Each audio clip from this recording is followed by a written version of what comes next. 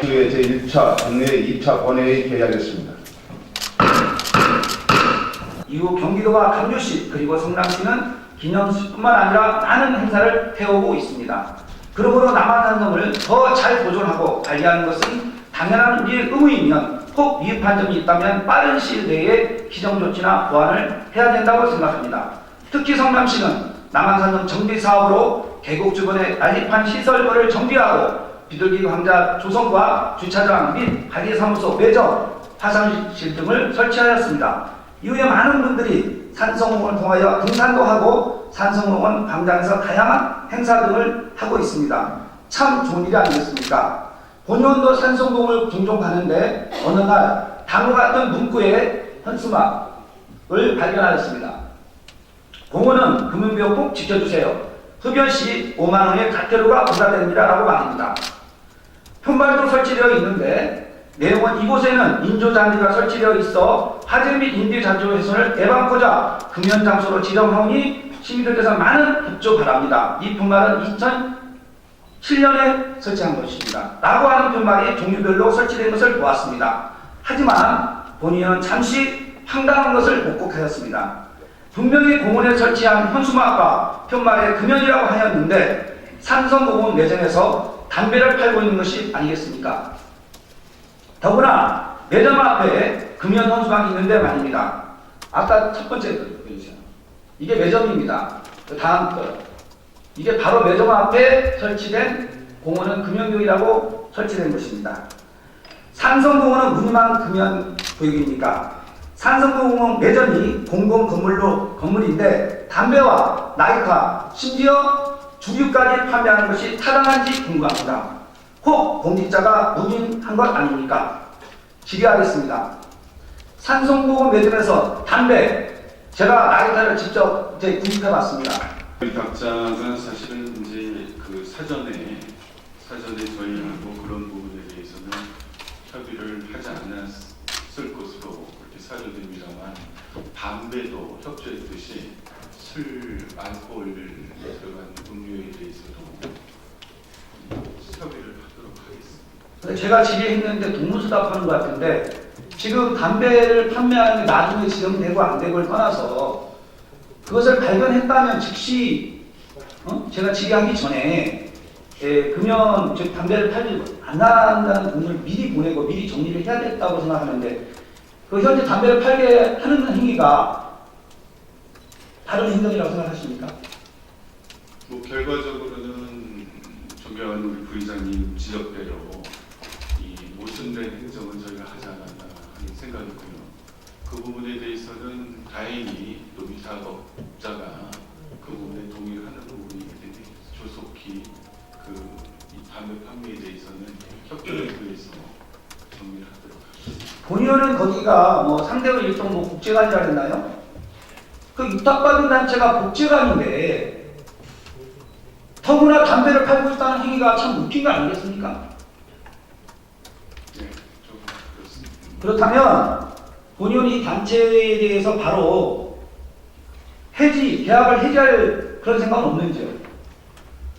저희가 이제 계약에 의해서 우리 부의장님께서도 잘 아시다시피 적법한 그 수의계약 요건을 갖춘 거기 때문에 수의계약이 아니고 뭐 입찰을 했거든요. 위탁계약. 예, 죄송합니다. 위탁계약을 한 거기 때문에 그 위탁계약 조건에 이 위배되지 않는 한은 좀 어려운. 그렇게 한다면 복지회관을 성남시에서 그 복지회관까지 위탁받고 있지 않습니까? 그죠?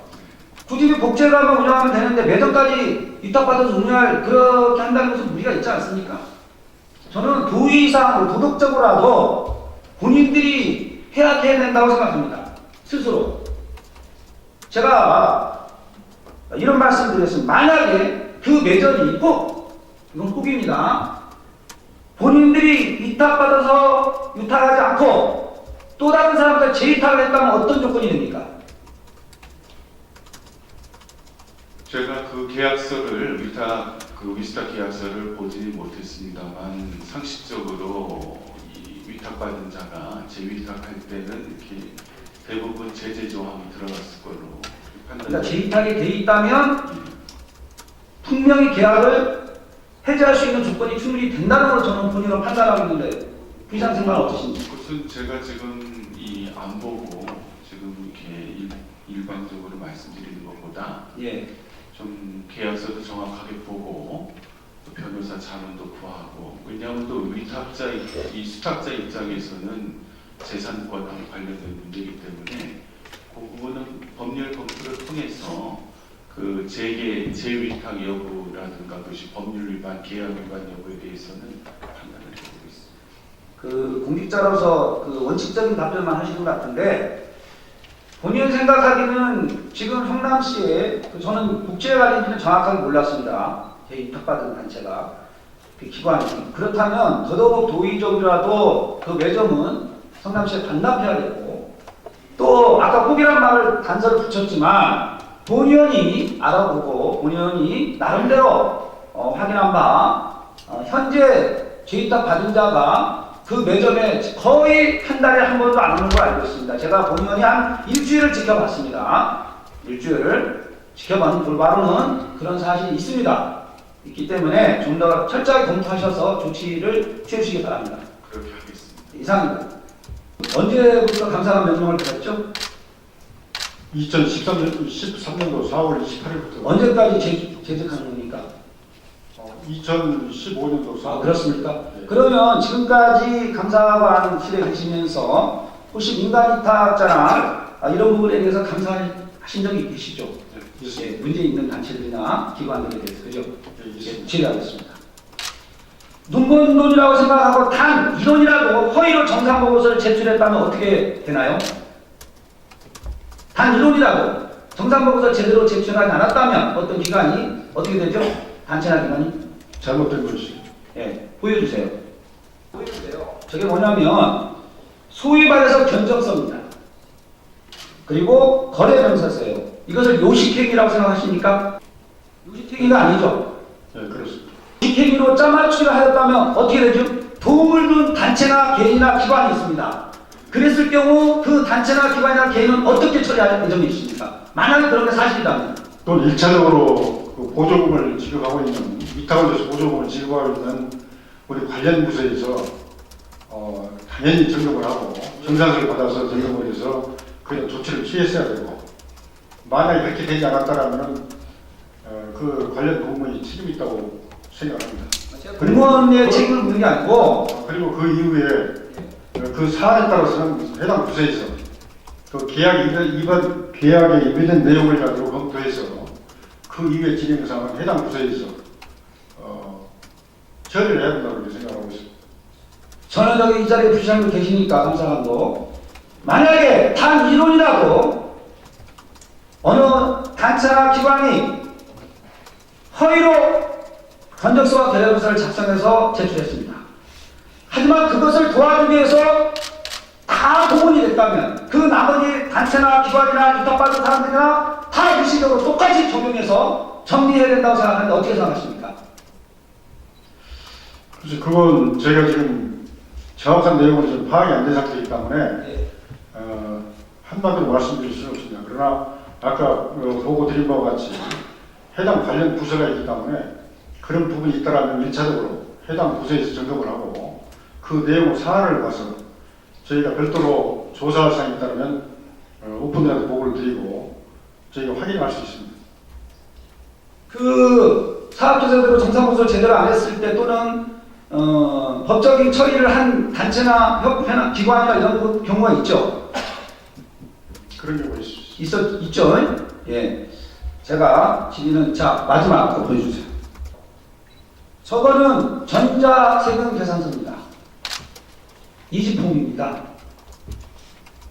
저것은 전자세금 계산서를 만약에 허위로 작성해서 정상보고서를 제출했다면 저는 단 1원이라도 그렇게 제출했다면 그 기관이나 단체나 개인은 반드시 또 협조했던 사람들은 다 한꺼번에 정리해야 된다고 생각하는데 어떻게 생각하십니까? 혹시 저는 전자계산서를 감사하는 기관에 정상보고서를 할 때 그런 경우를 보신 적이 있나요? 내용이 다르기 때문에 제가 정확하니 같은 유형의 것은 제가 확인을 못했습니다만, 만약에 허위로 그 계산서가 접수가 됐다면 실제 악하게 그렇다면 당연히 해당 부서에서 환수해야죠.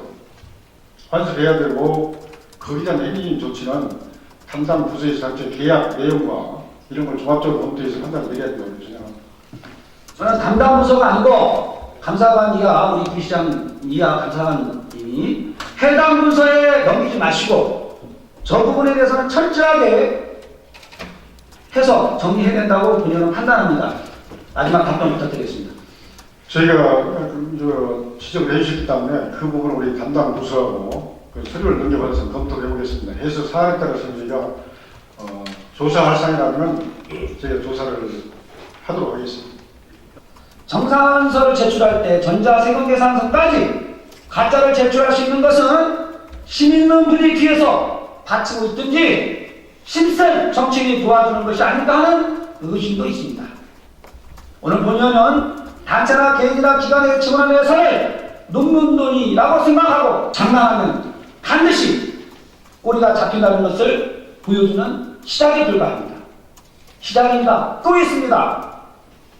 시정지구를 지켜보시는 시민 여러분, 뒤에 단체나 개인이나 기관의 회원 및 주변 관계자 여러분, 지원하는 예산을 눕는 돈을 알고 사기세력을 채우고 있는 의혹이 있다면 본인에게 제보하시기 바랍니다.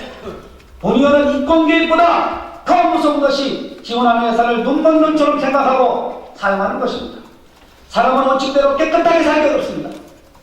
그러므로 융통성도 필요하다고 합니다.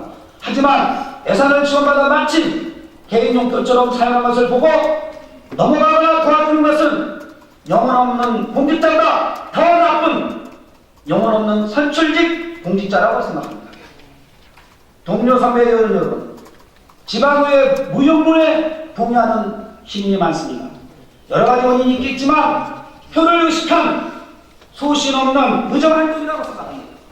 2015년 본선의 땅에는 동료 선배 의원 여러분과 친하다고 생각하는 봉사하는 개인이나 단체와 기관이라면 더 철저하게 검증하여 예산을 지원합시다.